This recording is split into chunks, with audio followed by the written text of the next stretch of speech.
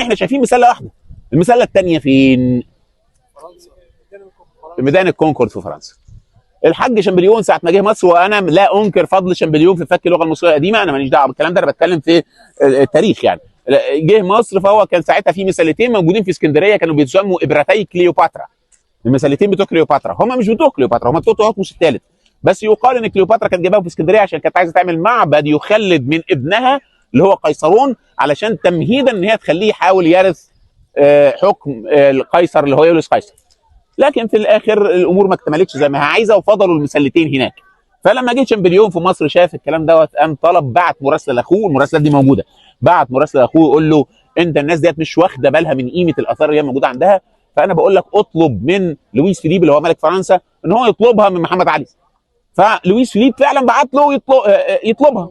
كان هو ساعتها يكمل رحلاته في مصر، وصل لهنا شاف المسلتين دول اتثبت، قال لا لا لا ولا الحلاوه دي، ولا لا لا لا سيبك بقى من المسلتين اللي هناك، بعت لاخوه سيبك من المسلتين اسكندريه، اطلب منه مسله من المسلات اللي عند الاقصر.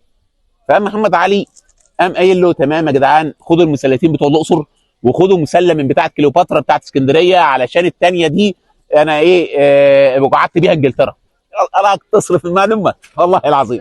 فقام قال له كده، فقامت الحكومه الفرنسيه ردت رد رسمي تقول له احنا شاكرين كرمك يا باشا، بس احنا مش هنقدر ننقل كل المسلات دي، فاحنا هناخد واحده بس بتاعه الاقصر. وخدوا المسله اللي هنا، طلع عين شامبليون حرفيا عشان ينقلها، وكان بيعاند على اخره لان هو عمال بيقول لا يعني الرومان، يعني روما في ايطاليا لما احتلوا مصر خدوا مسلات وعرفوا ينقلوها وانا مش عارف انقل المسله.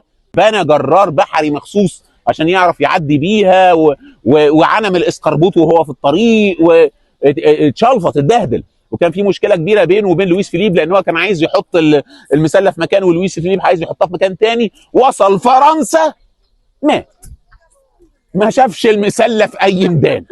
وقام لويس فيليب حطها في الميدان بتاع هناك في الكونكورد، وبقت فرنسا كنبته غريبه في فرنسا تشعر بالوحشه طوال الوقت. تحس ان في حاله افتقاد ليها للجو اللي هي موجوده فيه، وللمسله اختها اللي هي قاعده هنا، على الرغم من اهتمامهم الكبير بيها.